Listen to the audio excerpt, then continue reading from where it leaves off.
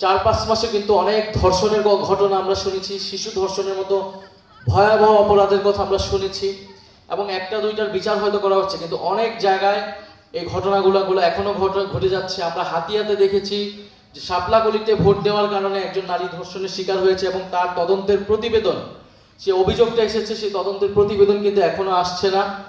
ফলে এই যে এই ধরনের ঘটনা ঘটছে সামাজিকভাবে, রাজনৈতিকভাবে, তো এই সরকার যদি গতানুগতিকভাবে চলে, আগের সরকারের মতো অবস্থান নেয় এবং নারীদের জন্য কোনো এই সামাজিক রাজনৈতিক নিরাপত্তা নিশ্চিত না করে, তাহলে এই সরকার জুলাই গণ অভ্যুত্থানে যে নারীদের কন্ট্রিবিউশন বা আমাদের সকলের যে প্রত্যাশা, সেইটার পক্ষে সম্মান প্রদর্শন করবে না বলে আমরা মনে করছি।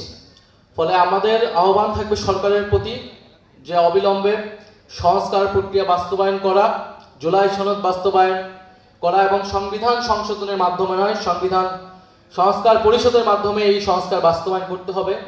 অন্তর্বর্তী সরকারের সময় আমরা দেখেছিলাম শুধুমাত্র এই 5-6টা সংস্কার নয়, নারী কমিশন হয়েছিল, শ্রম কমিশন হয়েছিল, মিডিয়া কমিশন হয়েছিল।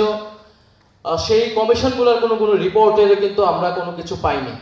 সেই কমিশনগুলোর পক্ষে বিপক্ষে অনেক ধরনের মতামত থাকতে পারে, কিন্তু কমিশন করার মানেটা ছিল যে এই বিষয়টা নিয়ে আমাদের কিছু প্রস্তাবনা আমাদেরকে লাগবে। তো সেই প্রস্তাবনাগুলো যাচাই বাছাইয়ের মাধ্যমে আমাদেরকে সেই সুপারিশগুলা যাচাই বাস্তবের মাধ্যমে প্রয়োজনে আরও আলোচনা করে সেগুলো আমাদেরকে বাস্তবায়ন করা প্রয়োজন।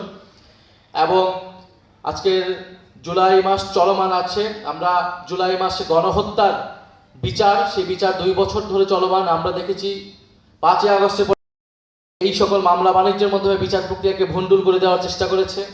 এই সরকার এসে আইসিটি ট্রাইব্যুনালের, আন্তর্জাতিক ট্রাইব্যুনালের চিফ প্রসিকিউটরকে সরিয়ে দিয়েছে, কি কারণে সেটা আমরা জানি না। আমরা দেখেছি হাসানুল হক ইনুর 10 বছরের মাত্র সাজা হয়েছে। ফলে বিচার প্রক্রিয়া প্রশ্নবিদ্ধ হচ্ছে, ধীরগতি হচ্ছে, শহীদ পরিবাররা বিচার পাচ্ছে না। আমরা বিচারের দাবিতে কথা বলে যাচ্ছি সংসদ এবং সংসদের বাইরে। আজকেও সংসদে বিচার নিয়ে আমাদের একটা আলোচনা আছে, তো সেই আলোচনার জন্য আমাকে আবার সংসদে যেতে হবে। এই জন্য হয়তো আমি আপনাদের বাকি অনুষ্ঠানে থাকতে পারবো না বলে দুঃখ প্রকাশ করছি। তবে আমি আপনাদেরকে আবারও ধন্যবাদ জানাচ্ছি যারা দূর দূরান্ত থেকে কষ্ট করে এসেছেন।